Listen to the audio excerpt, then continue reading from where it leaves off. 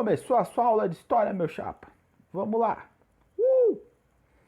Hoje vamos estudar sobre a Grécia Antiga, sobre a civilização grega, sobre essa civilização que representa aí para nós as bases culturais da cultura ocidental, cujos termos e os assuntos são muito familiares à nossa cultura, mesmo que tão distante no tempo e no espaço. Vamos entender um pouquinho melhor. Se liga nesse mapa que está aparecendo aí na sua tela. A princípio, os conteúdos, os assuntos dessa aula que a gente está tendo vão abordar o período da história grega relacionado ao período arcaico e clássico. Esse período, ele compreende aí, no caso do período arcaico, entre 800 anos antes de Cristo e 500 antes de Cristo, e o período clássico entre 500 antes de Cristo e 338 antes de Cristo. Esse é o recorte temporal que a gente está estudando nesse momento. Voltando para esse mapa, olha aí em verdinho, no centro, a Grécia, o que a gente chama de Magna Grécia. É a região onde se formou de fato o que a gente conhece como cultura grega. A Grécia, a civilização grega, a cultura que a gente conhece como Grécia, surge a partir do declínio de uma outra civilização, a civilização dos micênicos, ou seja, o povo micênico.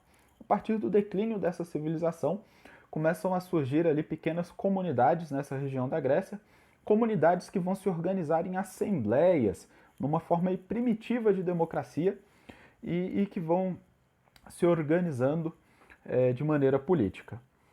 Lá no período arcaico da Grécia Antiga, os gregos eles vão começar a migrar para essas outras regiões que estão aparecendo coloridinho em amarelo aí no mapa, e vão fundar colônias gregas, cidades que tinham a cultura grega na sua essência. Essas cidades gregas eram chamadas de polis. Nós conhecemos principalmente, talvez seja a que veio aí na sua cabeça, Atenas e Esparta, por terem sido duas das principais polis gregas e que exerciam certo domínio, certa influência sobre todas as outras polis. E também por causa da cultura pop, né, dos filmes e músicas e desenhos e aí vai. Mas existiram mais de 100 cidades-estados gregas, mais de 100 polis. Pois então, a polis, ela seguia aquele modelo de cidade-estado, que a gente já estudou quando a gente falou das civilizações, as cidades da Mesopotâmia. O que é uma cidade-estado? Só para relembrar rapidinho. É uma cidade que ela é independente da sua cidade vizinha.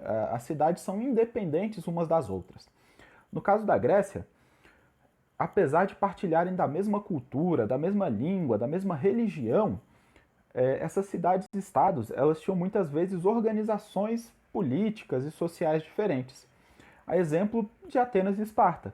Atenas é conhecida pela democracia, ainda que seja uma democracia excludente, que excluía mulheres, menores de idade e estrangeiros.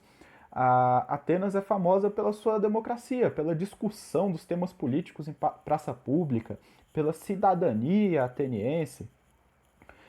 E já Esparta é conhecida pelo militarismo, por ser uma cidade militarizada, pela cidadania permear a participação no exército.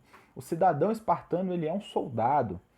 A escravidão era comum na Grécia. Os escravos eram, principalmente, como basicamente em toda a história da humanidade, prisioneiros de guerra. Claro que existem outras situações. E em alguns casos haviam populações inteiras, povos inteiros que trabalhavam no regime de escravidão lá na Grécia Antiga. Bom, são da Grécia alguns dos fatores culturais que chegaram a nós até hoje. Talvez os mais famosos sejam as Olimpíadas e o teatro. São invenções, são coisas que surgiram lá na Grécia. As Olimpíadas, elas existiam em honra a Zeus. Serviam ali para testar os limites do corpo e O povo grego é também um povo guerreiro, apesar de Esparta ter essa característica mais militar. O povo grego ele é de uma essência, de uma constituição guerreira. E os Jogos Olímpicos têm isso, né? A questão de você disputar, de você ganhar do seu adversário e tal. Tem alguma relação. A gente também não pode deixar de falar da relação dos gregos com o corpo humano, com a beleza, com aquilo que eles consideravam belo. Então, os atletas vão competir nos Jogos Olímpicos muitas vezes sem roupa, para que aquele corpo atlético, musculoso, ficasse em evidência. O que mais que a gente pode falar sobre? A religião, né? A gente pode deixar de falar da religião grega. A mitologia grega representa os aspectos religiosos.